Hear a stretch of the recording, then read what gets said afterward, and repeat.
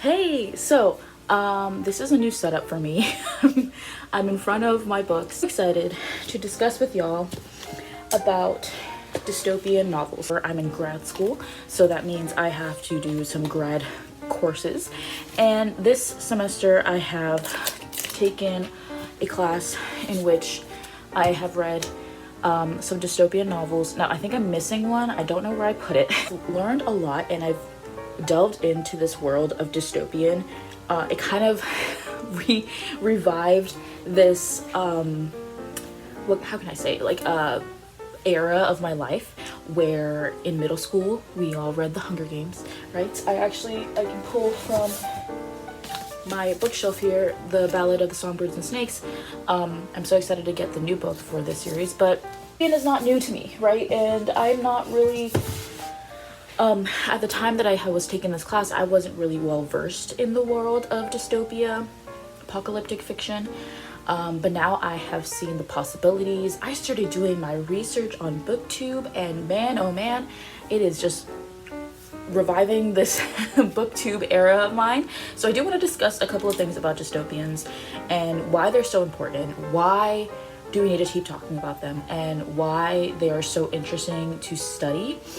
Because they are around for a reason, right? So I wanted to open up the conversation by discussing books that I've read, not knowing that they were dystopian, not really knowing that they were apocalyptic. They were just kind of books that were YA, kind of like coming of age stories. They weren't really marketed as like end of the world, dystopian kind of things. Like, yeah, like rebellions were in it, but like it wasn't really like in my head. I was in 8th grade honors language arts, and we read The Giver, which, oh my goodness, this was so interesting. It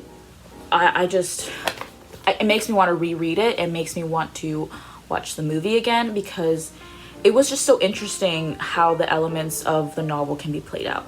And that's where the discussion begins, right? These novels aren't just characters living in this world, right? That they have things against the government. They have these morals and beliefs that they're standing up for, that they are questioning and doubting the government and all this kind of jazz.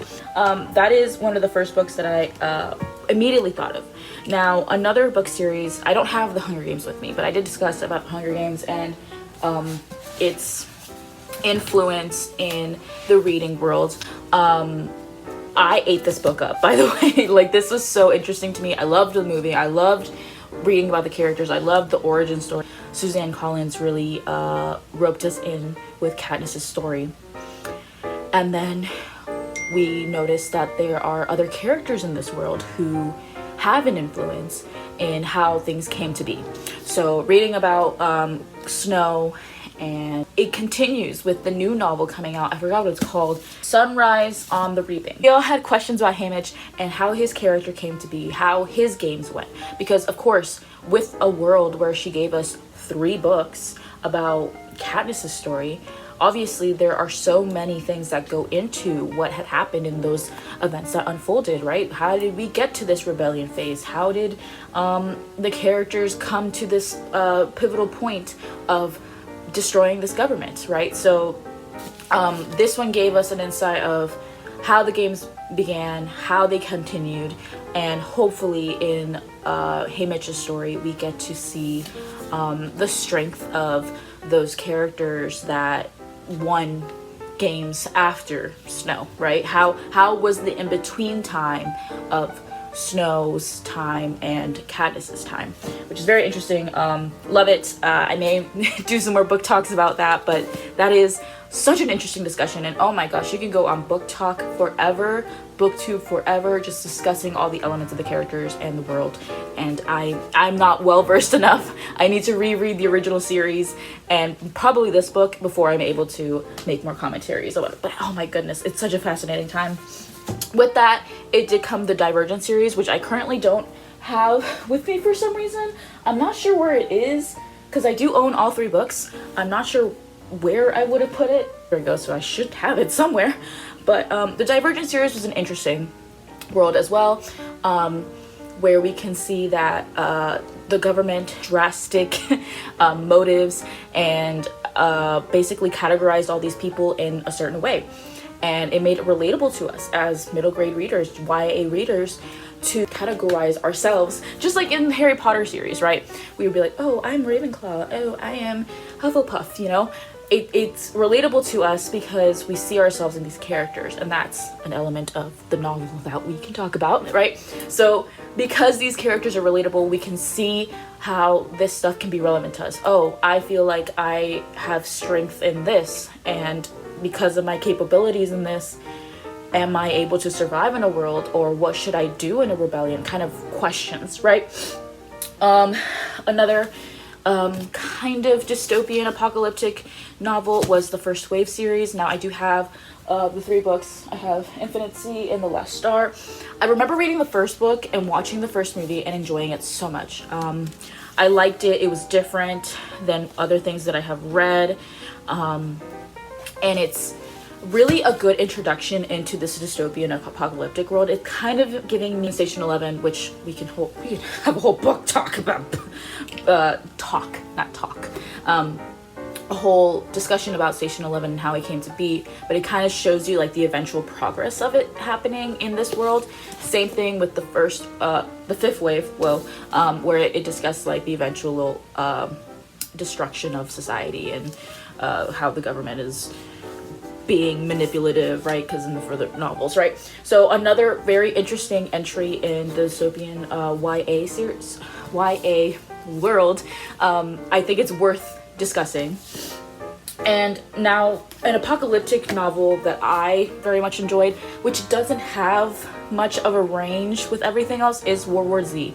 Now World War Z, I very much enjoyed it because it was more of a anthology, because it gave us different stories of people going through this zombie war. I loved this book because I loved hearing of different personalities, different people from different places discussing how things came to be. How did things get so wrong? What do we do? How do we survive? Can we survive? It made it so human that I forgot that it was about zombies. Like, I'm not a big zombie person. Like, oh yeah, I jumped on the Walking Dead train, of course, but this was so different.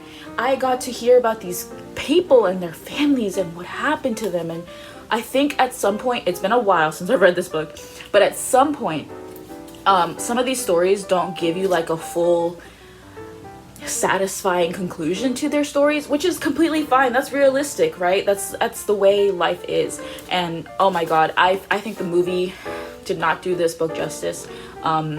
I've raved about this book ever since I read it the first time, and I've only read it once. So that says a lot about me. But I definitely think this should be a worthwhile entry in the apocalyptic novel genre, because it, again, explores that morals and beliefs as a human, and how would we go through this kind of situation ourselves. So that's a very good entry.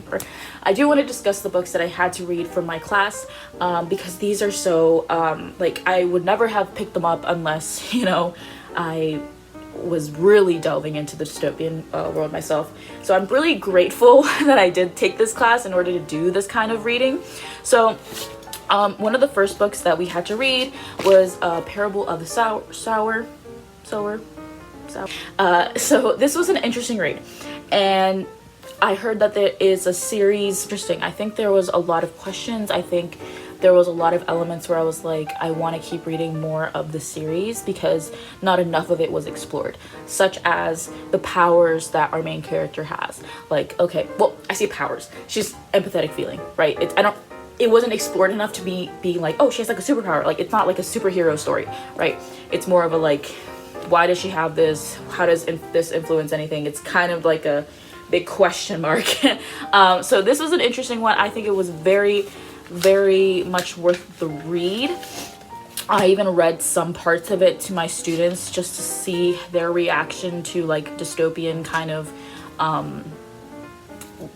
literature, because they think reading is boring, which is so sad. But yeah, this was a really good one. I'm probably gonna start reading the next ones. I want to do another reread of of this first before, because I did take a lot of notes. Read Harvest, which is a play. This was an interesting one, and at the time that I was reading it, I didn't really understand what was going on, which is the beauty of reading, right? You are reading something and you have to suspend your belief on the narrator. Are they reliable? Is any of this real? What's going on? Because I don't really know what's going on when you're reading something just at face value. So this one was interesting. You know, so it was unexpected, and I did have to do some further research online about this book because I did kind of struggle with it at first. I had to watch some videos, read some articles based on it, because I was like, what? I'm not really getting it on its own. Just the first line on the back says, Ohm is driven by poverty to sell his body parts for cash. Crazy, right? So we go on this journey, or not like a journey, it's like a couple days of these people having to deal with that. And it's like, man, poverty is real, first of all. Second of all, the desperation that one may have, I feel that, like, not that I'm gonna sell my body parts, because I'm rational to some of these characters, and you see why it is rational to these characters, because you see their desperation, you see how bad things have gotten for them, and the way they just make it normalized for these characters is mind-blowing to me. And it's such a short little play discussing these topics. I think it's worth reading. I think it's worth maybe, I don't know if there's been any productions that you can watch on YouTube of this. I always recommend to watch productions of plays, because it's such an easier way to read it and like really take in the reading. But that's an example of a play that goes into that. Annihilation is a good one. I watched the movie, which is not too similar, not too different. It's kind of like a middle ground of this novel. So I did struggle to get into this, but I think it was very interesting. I think there's a lot to be said about this book. The characters and dehumanizing them, just like the government does, and what does that mean as you being the reader and dehumanizing them. You're still trying to grapple with their personalities and give them characteristics. I do know that there are more books in the series. I haven't personally read them yet, because again, I just had to read this for my class. I felt more connected to this character than I did with like Katniss or something. From The Hunger Games, if you didn't know. I talk about The Hunger Games a lot because it's just like my baseline for so many of dystopian apocalyptic novels. I know that it's something that's influential, right? We didn't lose that. People who have read The Hunger Games or know The Hunger Games, it sticks with you. Who read The Giver and know the movies, it sticks with you, because you are questioning like how those characters came to be in that situation of the world having a manipulative government, and what parallels does that draw with your current world, right? But it's one that I'm probably going to start referencing as much as I do with The Hunger Games. This book was mainly female characters written by a man. I think there's something to say about that. I feel like maybe the depths of these characters were purposefully shallow, because not only because it's dehumanizing for the government, which is essential for the plot, but also the lack of knowledge from the male writer. I think that's something to discuss, and it's some dystopians as a genre. You mentioned Station 11. Now, Station 11 was a very I really like anthologies. I really like when characters come together like in different ways into a story. I love that kind of stuff. It's very interesting for the plot, it's very interesting for the characters, and it just makes it more engaging to read. So when I was reading Station 11, I really enjoyed the tragedy of it all. I think it's a very good one, and I feel like a lot of people have said a lot about this. Like, again, I watch a lot of booktube to try and understand. I did the audiobook with this, and I think it was very good to do that with. Hey, there are many ways to be reading a book, not just physically, not just digitally, but also audio and visual. So I think it's helpful. I think if you need to do it so you get more engaged with the reading, you need to do it. So Station 11. I started getting very heated about this, but I probably shouldn't, because it's probably not that deep. For my research for this video, I was looking at the search bar on YouTube, and I was like, hey, what are some dystopian apocalyptic novels? And the top like 3 lists that I found of booktubers or people who are recommending books, they were male creators who were discussing these books that were written by males. Now, I did not discuss Fahrenheit 451 or George Orwell or any of that kind of jazz because I, 1, don't have the books, 2, read that really long time ago. But I do discuss Fahrenheit 451 pretty often with my kids, telling them about banned books and all that kind of jazz. And it seemed to me that the more well-known dystopian and classic novels are written by men.